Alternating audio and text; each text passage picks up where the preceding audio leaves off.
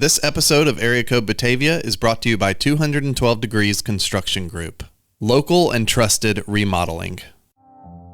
Hey everybody, you're listening to Area Code Batavia, a podcast about what it means to belong in Batavia, Illinois. Today on the podcast, a conversation with John Dryden.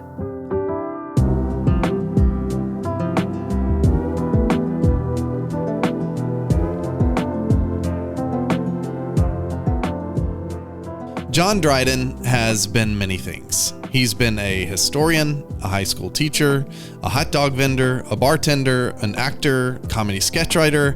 He ran a community garden, and yes, he's also been a bit of a rabble-rouser. These days, you might recognize him as the person who has led the campaign to liberate North Batavia, and he's also the founder of the Batavia Lyceum Association, which meets monthly at Sidecar Supper Club. John is someone who is well known among longtime Batavians.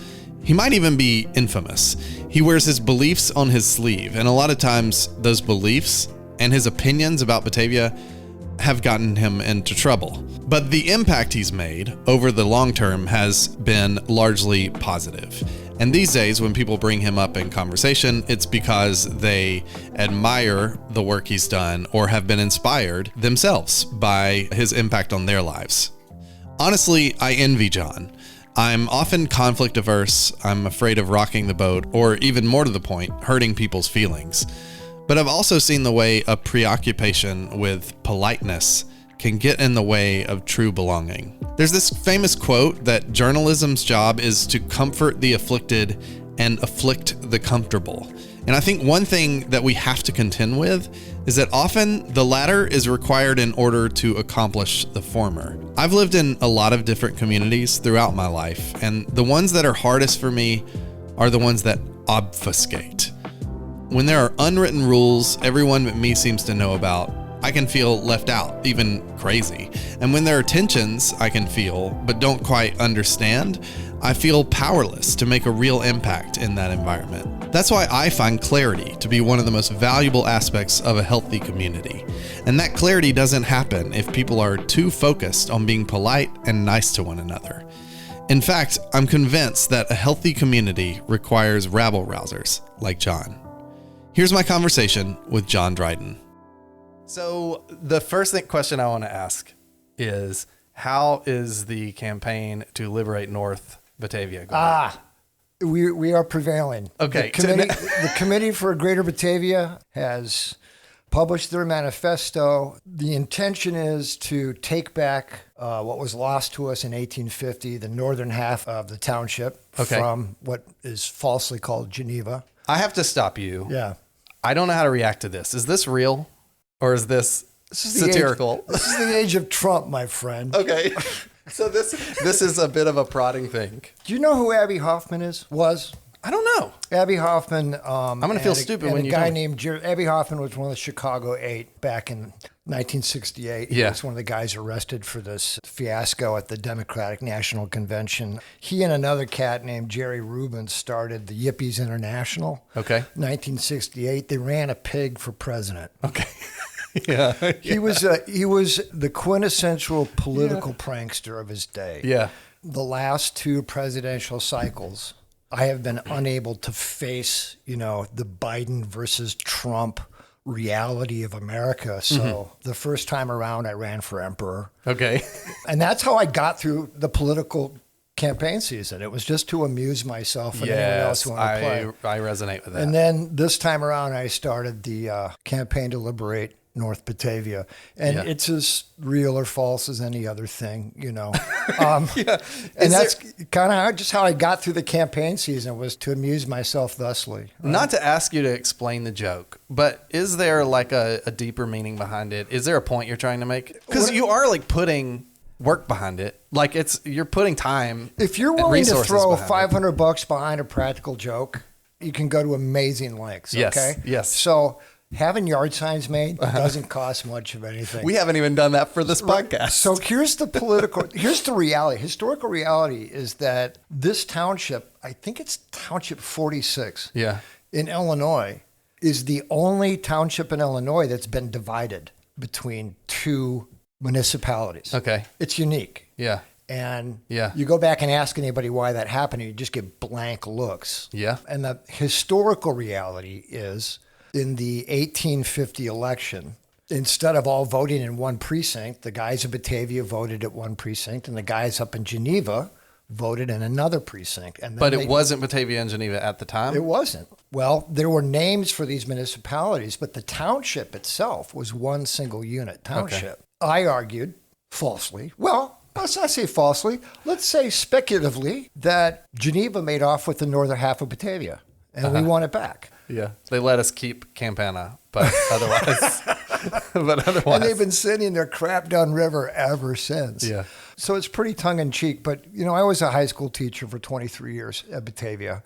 I didn't grow up in this town. Yeah. But I realized pretty quick that this rivalry between Batavia and Geneva was serious and intense and absurd. In what way?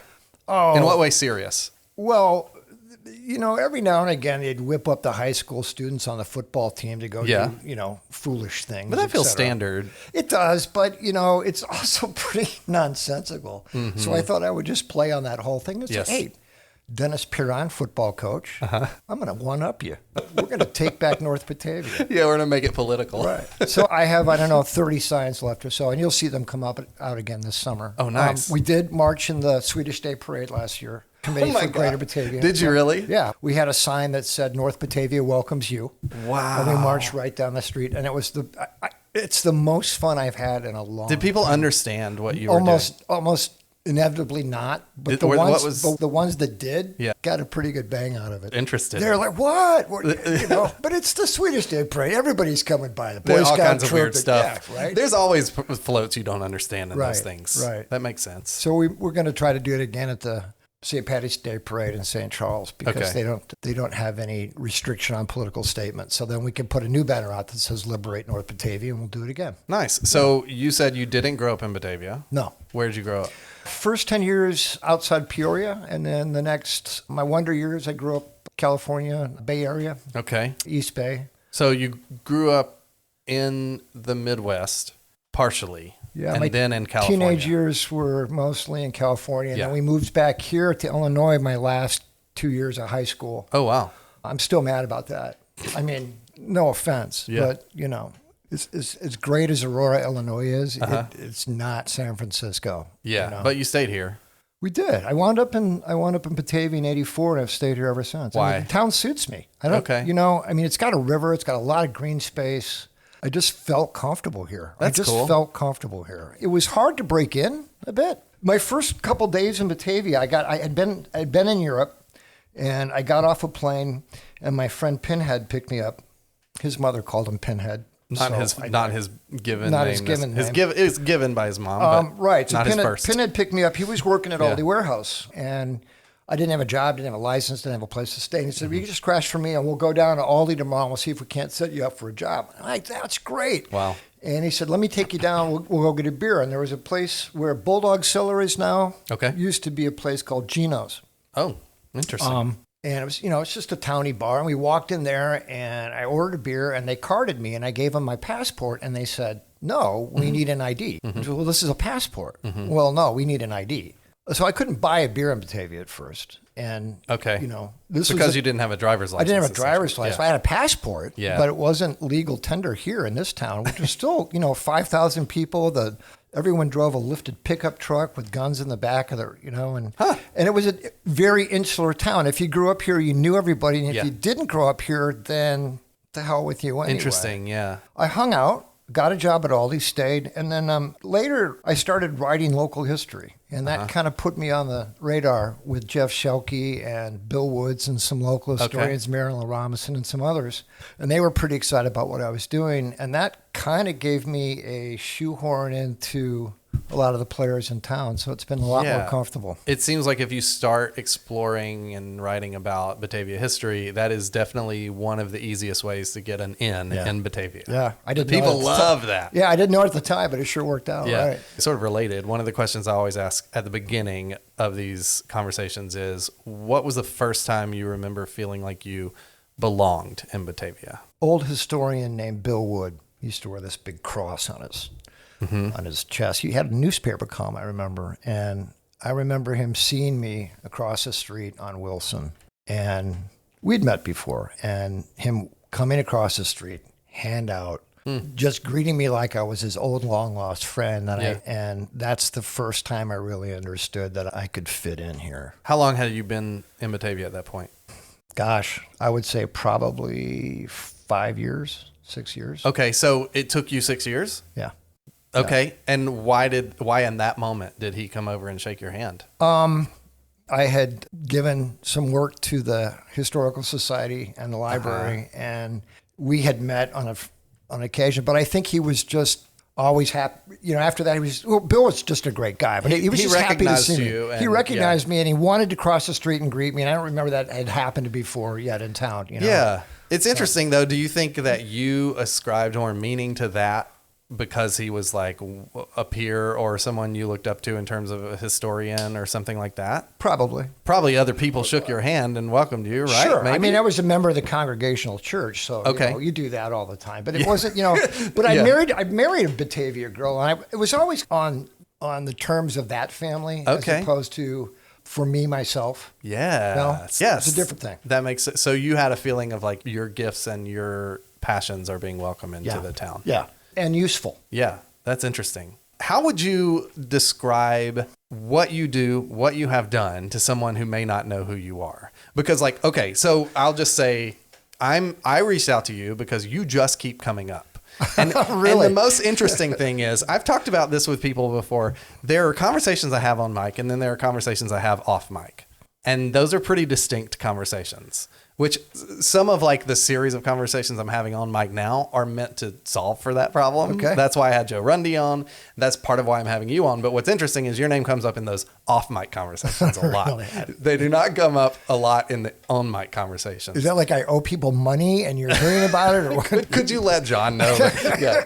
No, it's just like you are. I mean, I don't know a better way to put it. I mean, okay, when I emailed you to ask if you wanted to come on, you said I'd be happy to rouse the rabble on your podcast. That's right. That is what I'm talking about. You're a rabble-rouser, and you are part of controversies and like weird satirical campaigns and all of this stuff.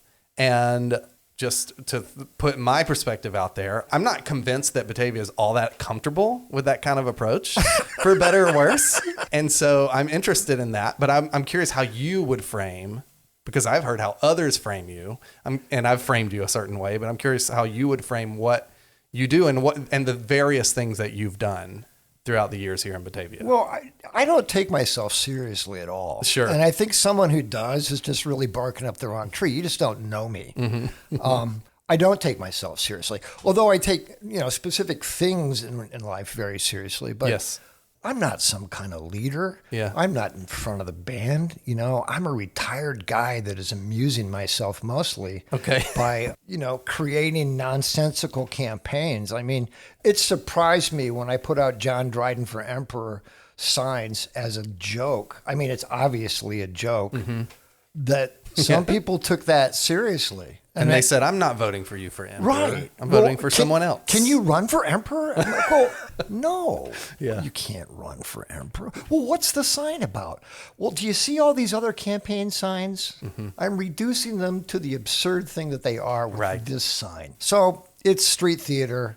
It's like, as I like to say, I think it's how Abby Hoffman would have done it. Okay. Yeah. So if I want to frame myself, this little local outre version of Abby Hoffman and Jerry Rubin, just stirring the pot. So there's a lot of things that you've done, though, concretely. So here are some things I know off the cuff. Okay. One is you've been a teacher at Batavia Public Schools. Yep. And we'll get to that in a minute. Okay. You've been a hot dog vendor. Yep, ran a hot dog cart. Bulldogs, which I think Batavia existed for about 2 years after I moved here. Okay, 5 years. I'm sure longer. Yep. But when I got here in 2018, I think, and we closed it during COVID. That makes sense. Yep. Yeah. And then you've done a lot of activism, and that's all I can think of off the top of my head. What else am I missing? Vocationally or just whatever? Historian. Been an actor, local actor for a lot of years. Ran a comedic troupe called Troupe Straussy. We We worked for 5 years or so. Yeah. I wrote a lot of comedy, had a great time doing it. Tended bar here. I'm just kind of digging my life right now. I ran a community garden for an acre and a half, 15 families, in the backyard, growing vegetables. I'm always trying new stuff. I do have a tendency after a few years of something to get bored and wandered off. Yes. Okay. So, and that might be the hot dog thing. Like we worked really hard at it for 5 years. And you had an opportunity to exit, and you did. Yeah. That makes sense. To me, the admirable thing about what you just said is it seems like all of those things you did with vigor and passion, like with sincerity. Yeah. And you can see that. Like you can see that your heart was in those things, even though they were short term. Yeah.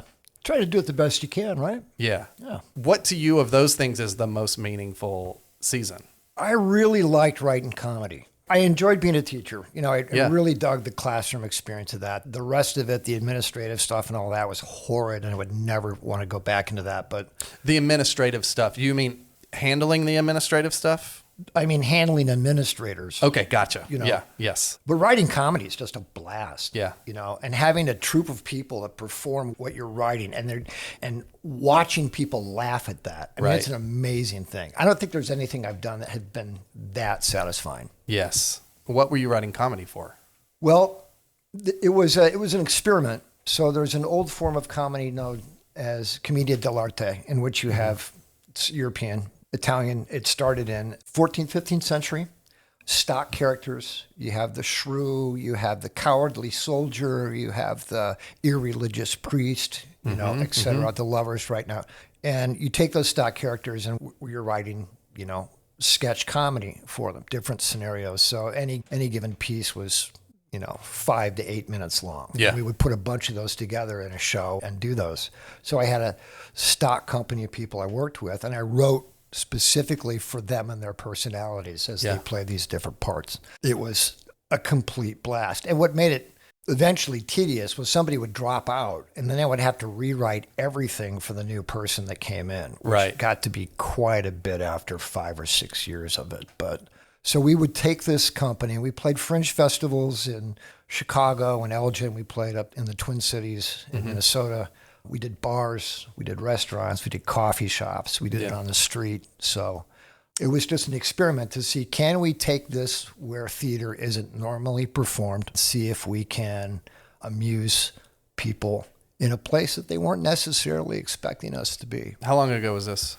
I think we stopped about, was it before? It was just before COVID we finished it. Oh, out. wow. Yeah. Wow, recent then. Yeah. Who is we? Lori Holm, who I as an old friend, and she worked through Steel Beam. Julie Bear, who still does a whole lot of local theater and is a marvelous singer, opera trained. Jen Wilson Hicks, who still does a lot of local work. Heidi Swarthout, a lot of local work. So I had a troupe of local actors that I was working with. Rob Cleve, who's with the Park District, a few other folks. Sounds really nice. It was fun. To have that ongoing project with a group of people. It was fun. You're all in it together. Yeah, we could sit down. It was completely, we did the nativity. It was completely irreverent. Yes. God knocks you up. This is your story. Is he bigger than me? Yeah. Is he circumcised? Fun stuff. Romeo and Juliet, just doing it all. Yeah. Yes. You mentioned the teaching thing, and I think we just have to talk about this because it's like the number one thing that comes up in a Google search. And it's also just the thing people say about you when they're talking about you. Let me tell you my perspective on what happened. Let's do that. And then you can tell me if it's accurate and if my perception of it is accurate. Okay. So it sounds like there was a survey that went out that was sort of meant to ostensibly find out how are students doing socially, emotionally. Yeah. And there were some questions on there about drug use and maybe alcohol use. My perception of this is this was not a big deal and that you weren't trying to do anything controversial, but you were letting them know, hey, FYI, you do not have to fill this out. From my perspective, that feels like not a big, like in retrospect, not a big deal. But did it feel like a big deal when you were doing I thought I was being more careful than that because I didn't tell them not to fill it out. I said, in fact, I was asked, do we have to fill it out? You let them know that and you're not required to. You actually have to fill it out, but you don't. But remember, and their names were on the survey. This is the crucial point. Yes. Their name was on the survey. There was 40 questions. About 10 of the questions asked them to self-confess to illegal activity. The survey was put out by Student Services, where the campus policeman was also, that's their department. We Yeah. had no idea where this information was going. We weren't told anything. Yes. So you didn't necessarily suspect this was like a sting operation, but you also didn't know that it wasn't. no, I don't know what you're doing with this. Yeah. And we had just covered the Bill of Rights the week before. Okay. Yeah. So, you know, Relevant, and you know, they're going to take this in third block. And I looked at the surveys in the first block and I kind of went, holy crap, I can't believe what they're asking here. So I simply told my students, you're going to take this third block. When you take it, just remember, you have a Fifth Amendment right not to incriminate yourself. And we don't know where this information is going. Yeah. That's all I said. Yeah. Third block came. I gave it to my students. I gave the survey, gave them the same, you know, spiel, boom, boom, boom. They all filled it in, turned it back into me. And I took the surveys down to student services and I handed them to the administrator. That's the bad word in the story, administrator. Handed it to the administrator that was in charge of this and said, I personally think you have to be crazy to answer these questions. Yeah. And they got a complaint, they said, from another teacher in another class where one of my students had said, Mr. Dryden said, we don't have to take these. So then all hell broke loose. Yeah. I think that if my kid were sitting in the class and the school district handed my kid that survey, I would want the teacher to say, hey, Yeah. be careful how you answer this. Were you surprised at the reaction? I was completely astounded. Yeah. When the school board was putting together the rope to hang me with in the closed door meeting, the lawyer, the school district lawyer, who said to me very clearly, you're not a constitutional lawyer. You don't know what the hell you're talking about. Yeah. Like, well, I know the Fifth Amendment. You know? Right. And he said, if you were right, how come no other teacher brought up the same thing? And I said, you know, that's a damn good question. It's a really good question. I don't know the answer to that. And Yeah. I think the most realistic answer is you gave us we got the surveys 10 minutes before class. Yes. And nobody looked at them until they handed them out. You don't seem to me like someone who's like loves conflict, I hate getting my ass in trouble. I hate it, you know. which is really interesting to me. But normally when I do stuff, look, I really feel like I'm either having fun with this or I'm doing this because it's in our best interest to do it. Later, what comes out, the administration didn't write the questions. They bought this from a third-party purveyor. No one looked at the questions. No one looked at the survey before they handed the survey out. I mean, the administrators didn't know what was on the survey. Sure. They didn't know. And what they did with the information, they sent it back out to this third party, and they looked at how students had answered the questions. And then they gave them a color-coded light. It was red light, green light, yellow light. Yeah. And the kids that came up red light, the school psychologist was asked to pick up the phone, call their parents and say,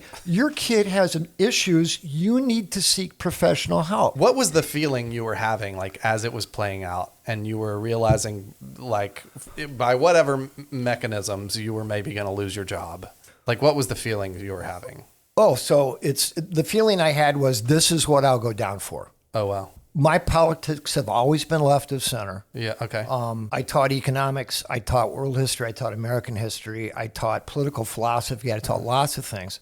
And I tried to give everybody both sides of every side I can think of stuff. But I made no bones about the fact that, you know, I'm a democratic socialist. I've always been one. And my administrators found that really frustrating. And I had my department chair and several other people in the administration were very right-wing and very upset about the things I had students read, you know, regular historians, James Lowen, Howard Zinn, all kinds of people. So I knew that politically we were on two different pages, and they would take my classroom away from me and give it to somebody else. They did a lot of things over the years that made it known they would really like me to go find another job. And so, remind us one more time when this was. What year was this? The survey, I think, was 2013, maybe. Okay. Yeah. We were 10 years after the Iraq invasion. Okay. And that maybe is where me and the administration really split the blanket, as they would used to say. Yeah. They would have part of the No Child Left Behind Act. I don't know if you remember that horrible bit of legislation, but part of that was if you want federal money for your schools, you have to allow military recruiters into your campus. Oh, I did not know that. Yeah. So we had the Marine Corps and everybody else on campus every day. So I would spend some of my lunch hour sometimes sitting outside the student cafeteria right next to the Marine recruiting station with a sign that said, think outside the bomb. When you were a teacher? Yeah. Yeah. Okay. Okay. It's a different perspective. One perspective, the national perspective is we're going to go and kill every Muslim we can in the Middle East because we're really mad about 9/11. Mm-hmm. And if we look it up, that's the definition of ethnic cleansing, and possibly genocide. I mean, it was a really genocidal message that we're putting out. And I was simply saying, let's try to think about this differently. And it was pretty clear to anybody paying attention that Iraq didn't have weapons of mass destruction. So, every day kids are asking about it. So I'm going to tell them, but I didn't normally just talk to them. I just usually give them something to read. Here's Seymour Hersh. Read him. Yeah. Here's The Nation magazine. Read something from them. Were you surprised when all of that went down? No, I wasn't surprised. I guess what I'm trying to tell you, when I first got hired. It felt inevitable. Yeah, when I first got hired, I was hired by administrators that were historians. Okay. So they understood it. They understood that this is, we deal in humanities, you deal with gray areas. Yeah. You deal with morality and virtue and all kinds of things. Yeah. The administrators that came along later were all math and science people, and they deal in absolutes and formulas, and things always have to come out the same way. Yeah. And they literally couldn't get their brain around what active critical thinking is about when it comes to humanities, which is I'm going to question every assumption you have. Right. That's my job. And I'm questioning my own assumptions at the same time. And we can work through it together. And I think part of what made myself an effective teacher was that I was always willing to critically engage every last thing that they put in front of us. Yeah. How do you feel about the thing people think about when they think of your name is often that controversy? Well, I hope they think I did the right thing. Yeah. I hope they think that I put the kids' interests first, which is what I was trying to do. Yeah. And I think I did. Yeah. I know that I had a lot of positive feedback from parents, particularly of kids that were struggling in school and were the ones that were most likely to get messed up with this kind of thing. Mm-hmm. And I got a lot of positive feedback, so I felt pretty good about that. Yeah. Was this end up being a kind of turning point for you in terms of your relationship to Batavia? Or was it one thing? Can I be really frank with you? Yes. Okay. So I think, I was 22 years into a 23-year career because it was really within a year after that, the administration managed to push me out of the classroom. Yeah. But it wasn't just them. There's a whole part of the Batavia population that I deeply offended for decades as a teacher, and that was the evangelical Christian population. Okay. Not all of them, but there are some very, well, today we would call them Christian nationalists. Right. We understand them in a different lens now because they're much more active. So there was always an assumption that Republican politics and Christianity were the same thing. Correct. Same. So as a history teacher, when I'm teaching world history and I've got a whole unit on the development of religious thought in the West, and I start at, in the Neolithic where it's understood unequivocally that God is female. And I march through that thing all the way through, Judaism and the advent of Christianity up to the Reformation and Calvinism. Mm-hmm. And, I had one pastor look at me and say, I don't know where you get your weird religious ideas. I'm like, well, from history. This is, and I'm not a religious person. Yeah. And I'm not attacking you. Yeah. I'm just trying to explain to students how we got from God as a woman to the Reformation and women have no rights. Yeah, that's really interesting. That's a place, it didn't just happen. It's when history, what's really interesting about your approach to history is that the students seem to like you a lot. Like a lot of, at least the ones who've spoken out seem to like you a lot. And the things that they often say are things like it made it real. It made history real. And it mattered. Where I think a lot of things that, what can often happen is you teach history carefully and it feels really abstract. I think a lot of times the only way to make history feel like it matters is to point at something happening right now and say like this. Which we call that relevancy. Yeah, right, exactly. Yeah. So it can feel tricky though, socially and politically, I guess.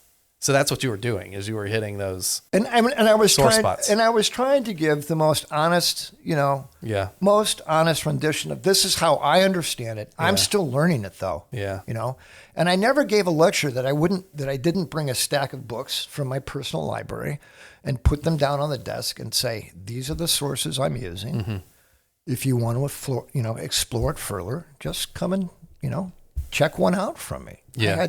I had a couple of bookshelves full of history books that were unassigned history books sitting in my classroom. That's pretty unique. Yeah. For a high school history teacher. Instead of just using the textbook, let's read actual historians. Right. So when that happened, though, I guess what I'm getting at is like, did that event, that series of events, kind of radicalize you? Did it free you up to be more outspoken toward the things you care about in Batavia? You mean the survey thing? You mean that? Yeah, just the fallout from that. Well, I don't have any bosses anymore. I don't have any bosses. I work. I don't. You haven't had one since then. I tended bar at the coach house for a long time, but John Witt, love him. He's not really a boss, so just they let you do anything. Yeah, really, pretty much. Liberating. Yeah, I guess. Yeah. I mean, I can say and I can say exactly what I think now. I couldn't always do it then. Yeah. Yeah. So and that's so not having a boss gave you the freedom to do that. Yeah, I think that would be true of anybody. Yes. Bosses are the worst. Do you remember when you were a kid and it was towards the end of summer, and I don't know, maybe you really loved school. I was a kid and hated school. Yeah, I hated it. And it would get to the end of summer, the corn would get higher, and you'd know it was coming. And then you had to go back to school. It was like your total freedom you got shoved into a really small box, and you just had to do that now. Yeah, that never went away from me. The whole time I was in school. That feeling and the time I was teaching, I felt the same way when I was teaching. You know, Yeah. the first week of August, I want to hang myself. Yeah. So not having to go back to that again ever, it's really liberating. Yeah. So how did you make money after that? I had a teacher's pension. Okay. Yeah. I invested pretty well. My wife and I were fairly frugal people. We didn't have any debt. Yeah. That helps a lot. Yes. And my wife taught as well. She just started collecting her pension a couple years ago. So we're doing fine. Yeah. You know? Yeah. You need to do. Yeah. I mean, I could have stayed teaching. I could have stayed and done it. Well, they weren't going to let me teach, but they would let me have a little room somewhere that I could stare off into space and collect a paycheck. I don't know. I mean, I could have done that and waited a few years to retire. I just felt like to stay on was to do the students a disservice. Yeah. You know? Yeah. In the end, they told me, you can only teach out of the textbook. You can't use any other source. Huh. We want to approve every one of your lesson plans have to be pre-approved by this administrator here who taught for 7 months, who taught reading specialties for 7 months. That's all he had in terms of background, and everything had to be pre-approved. And I just thought they were doing a disservice to my students. So I just said, I quit. I quit in the middle of a school year. I just walked out. I'm done. I'm going to collect my pension. I'm not going to do this. And it's not good for my students. You need to bring them in. If you're not going to let me teach, you give them another teacher. Yeah. You can't just have me hand them the textbook and say. So you thought they at least they could hire a teacher that could do what they needed to do without getting babysat. Right. Yeah. Okay. You know, I mean, what student wants to sit in the class and they do the chat to review questions? And just a shell of a man reciting things. Yeah. Who wants to do that? Yeah. How would you describe the town of Batavia to an outsider? This is a beautiful little town with lots of green space and a community that really cares about each other. This community really looks inward for the most part and constantly asks itself, how can we do this better? How can we be better? How can we take care of each other? And I think, that old biblical thing, are you your brother's keeper? Yeah. I think Batavia answers yes. I think that's why I've been comfortable here. With all my idiosyncrasies, I've been comfortable here. I have 100 great friends here who do amazing things. It's a vibrant art community here. What do you want? We have great kitchens here. Yeah. It's close to Chicago. I mean, everything I want is here. Yeah. Except maybe an indoor pool. No kidding. You hit on something. We tried that once. We can't pass a referendum in this town to save our life. Indoor pool, indoor basketball court. Those are the two things I'm really mad about. Yeah. That's all I want. And when I moved here, you used to be able to play they had pickup games at the Park District building. Yeah. Yeah. Okay, that's good. So you love Batavia. I do. You said what more could you ask for? But you ask for things sometimes. Well, an indoor pool. Yeah. I never thought I'd say that, but I'm an old guy now. Like I go swimming now. I mean, I'm like, I should do this. This is great exercise. Yeah, yeah. And I'd like to do it in February. I also there's just something about gravity not being as strong that I really, as I get older, I really appreciate that. Yep. You get it. How when you moved to Batavia, you touched on this a little bit, but I'll ask explicitly. When you moved to Batavia, how did you expect your time in Batavia would pan out? in comparison to how it actually did? I didn't know I was going to stay. Okay. You know, I didn't plan on that. You know, I never wanted to be a homeowner, and I am. I never wanted to raise kids, but I did. You know, you end up doing a lot of things you didn't think you were going to do or capable of doing. It turns out you're fine at it.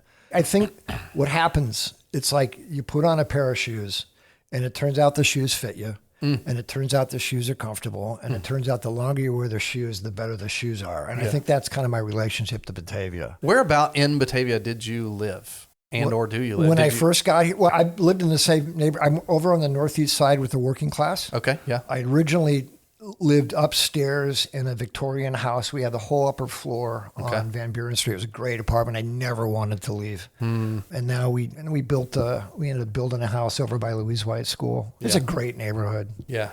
A lot of immigrants there, a lot of working class folks. Yeah. It's my kind of place. That's cool. No homeowners association. I love it. Yeah. That's what I love about my neighborhood. Yeah. Too. If I want to throw my refrigerator out in my front yard, nobody's going to bother me. Yeah. They might bother you, but not in a legal sense. Right. Do you, was there a moment in all of the things that you've done where you started to question yourself? Oh, every day. Is this appropriate? I think I have a pretty good understanding of what my parameters ought to be. I think I have a pretty good understanding of how something's going to play out. You're talking about where the lines are? Yeah, kind of. Yeah.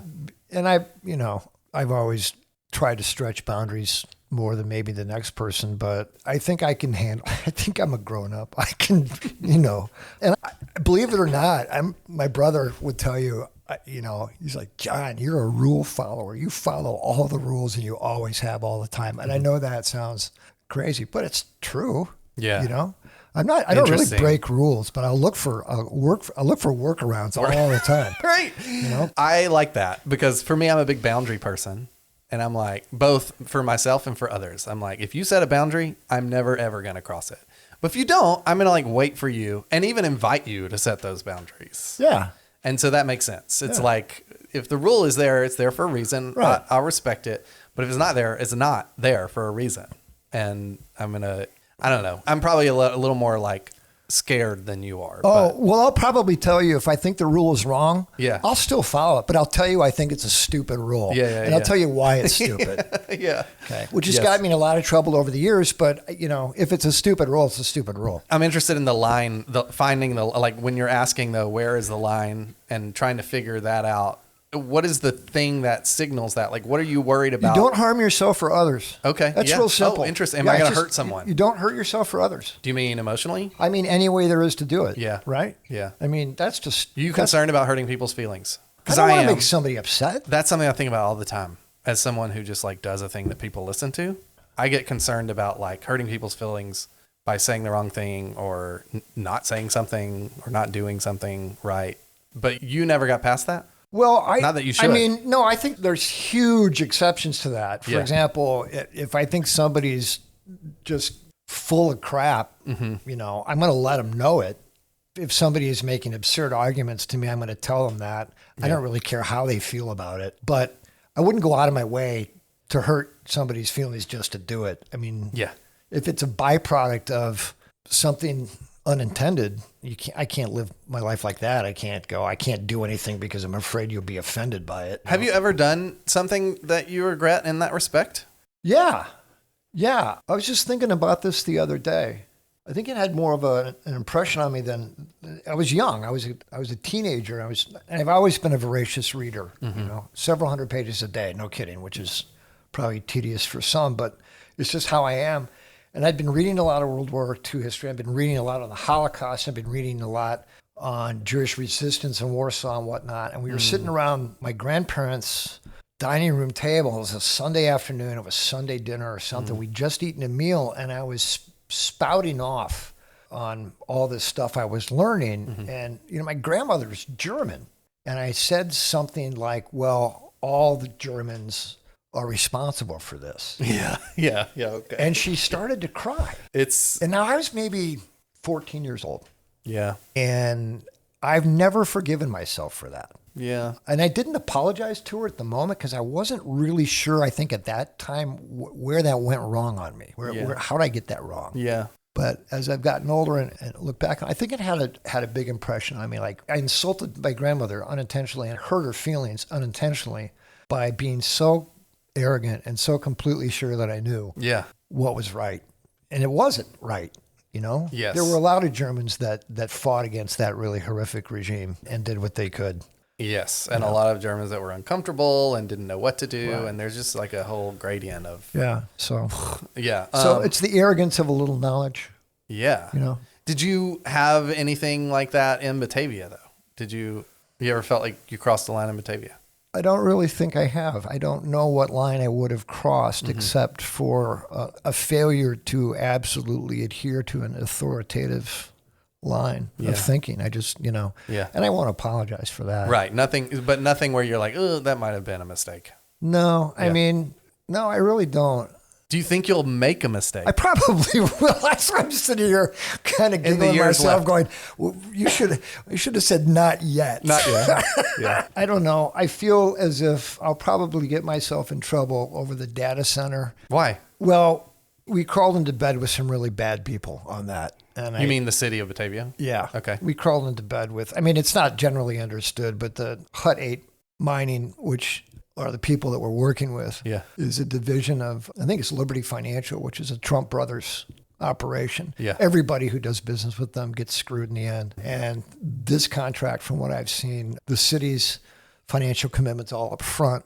And because we're doing business with a limited liability corporation, they have no risk in just pulling the plug whenever they want and walking off. Mm-hmm. And we're going to get burned. And I feel like, just like the ridiculous electric contract that we got ourselves into years ago, we made a really boneheaded decision and we're going to regret it. And I intend to make the people who voted for that really uncomfortable about their vote. And I probably will piss some of them off. But so that's one you can feel it coming. I can feel coming, like maybe some lines will feel like I got crossed. On the other hand, this is kind of how democracy works, Yeah. And I was in the room when they were deliberating that and voting on it, and there were 2 high-pressure salesmen in that room with the city council, and they had another guy on a video feed. Yeah. And it was like you were buying timeshare. I watched one of those. I watched one of those, and the way I described it to someone just the other day it was like the guy who came and inspected our basement for mold, and then the conversation he had about how our entire family was going to die if we didn't do something right then. Yeah. And also it would cost 4 times as much if you didn't do it now. Right, it was like that exact feeling. It was all classic sales stuff. Like you take the money away, bad sales. Do it now. People don't sell like that anymore. That's the crazy part. They did that day. I know. And Leah Lehman, bless her heart. Yeah. The one vote in the room that she voted no, and everyone else in that room, they're throwing daggers at her. This is something that she's my hero. She's my hero. Leah Lehman is my hero. Oh, I like that. Yeah. She was her and Joy were our first interview ever for this podcast. Awesome. They did not know who I was or what this was or what they were getting into, and they were just willing to sit down with me just like this for like an hour and a half. Nice. And talk. It was and you take up that giant table in the back of Limestone. Very nice. I always appreciate that. But yes, your point there is touching on a bigger point that I'm thinking about, not that I'm trying to make, but I'm thinking about over the course of this season right now in this podcast life, where I'm thinking about how this town in some ways is very accepting, very welcoming, easy to belong here in a lot of respects, but it doesn't really do impoliteness. It doesn't really know what to do with hard words or like constructive criticism. That's probably true. Yeah. As long as everybody had the right motivation, nothing can really be wrong. Right. I guess I fall into that. That's the feeling. I guess yes, I fall 100%. I fall into that myself sometimes. Me too. I get that. Yeah. But sometimes the decisions are just really horrific. You might have meant well, but there's a long-term cost. I mean, if you'll forgive me, I put solar on my house. Mm-hmm. Trying to work through that process with this city was extremely difficult. And even finding somebody that would do the work, because no one wanted to work with the city of Batavia. And it's part of that. We have de-incentivized ourselves. That electric agreement that we made with Peabody Coal Company years ago, there's a financial disincentive for Batavians to take the next step and put, renewable energy stuff around. We should have it all over our city buildings, et cetera. but we can't because of this absurd thing that we've signed, and you might have meant well, but good God. What was your biggest struggle? What has been your biggest struggle? In life? In Batavia? Here in Batavia. Not necessarily about Batavia, but while you've been in Batavia. I think the whole school thing was a struggle for me. That was a really difficult thing. As a school teacher, if you do it long enough, your relevancy is tied up in that identity. Yeah. You're relevant because what you do is relevant and you are that thing. And losing that was really difficult for me. Yeah. I mean, I spiraled down for a while. Wow. Yeah, I didn't. By spiral down, you mean what? I got depressed, I got really depressed. I mean, but then you went to the school board. You joined the school board. Because I couldn't let the administration think that they had forced me out. Yeah.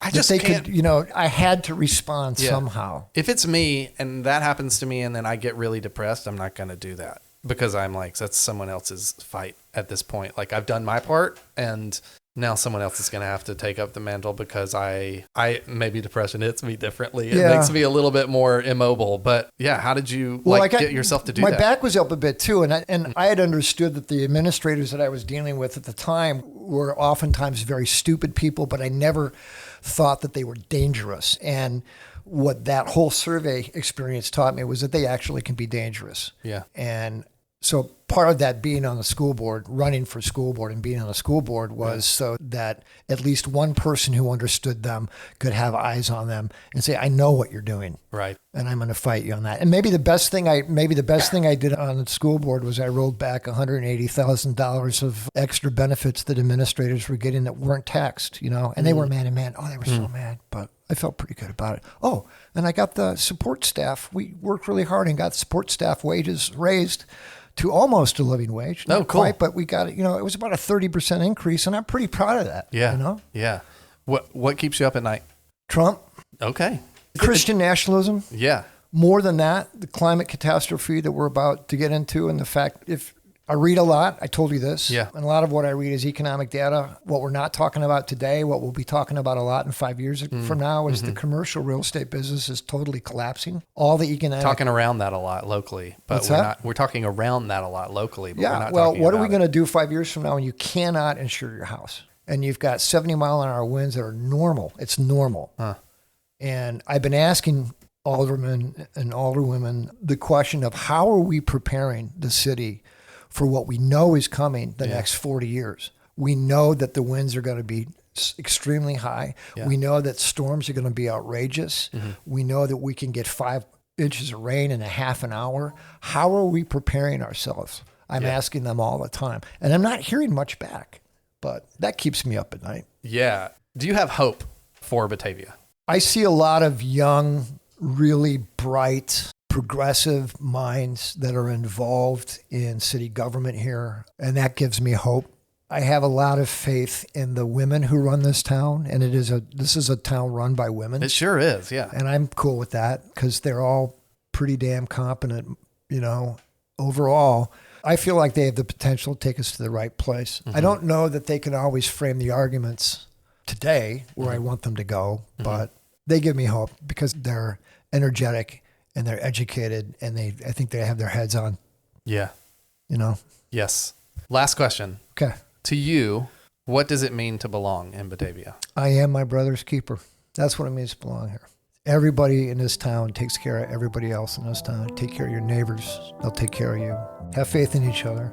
I think we all want the same thing. We want a beautiful space that we can sing and dance and play and live a good life. And I think working together, we can always make that happen.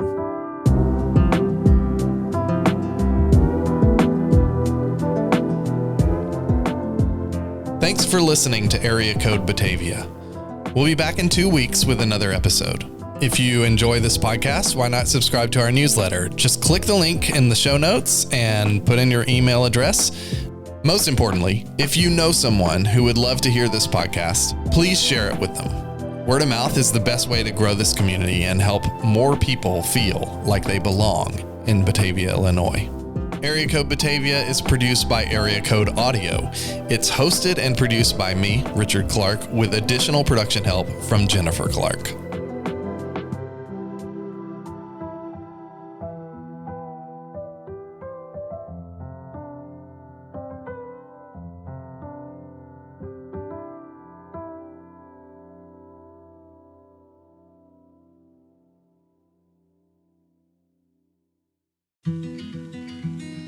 This episode of Area Code Batavia is brought to you by 212 Degrees Construction Group. Maybe you live in an older home here in Batavia, one of those houses with good bones and great local history. But you also know the reality of living with shortcuts taken by previous owners. There's that feeling you have of they did the upgrade, but they definitely cut corners. Of course, we'd like to make some upgrades of our own in our house. We have this vision of turning our back porch into a sunroom, a place where I can sit at my desk surrounded by trees and the sounds of nature and actually get some kind of work done in the sunlight. But we've hesitated. We're not big fans of those high-pressure contractors who want you to sign right now for a today-only discount. And it always leaves us wondering, are these people actually invested in my home, or do they just want to check? That's why I'm glad that 212 Degrees Construction is right here in town. They're a Batavia-based business, and most importantly, they're not interested in patchwork solutions. Their primary concern is a job well done. When you talk to the people at 212 Degrees Construction Group, there's no pressure, and they handle the permits and the headaches so that you don't have to. They're the people you call when you're tired of thinking about doing something someday, and you're ready to get things done right. If you're ready to turn your dream home upgrade into a reality, or just fix that one room that's been driving you crazy, go to 212dcg.com or click the link in the show notes.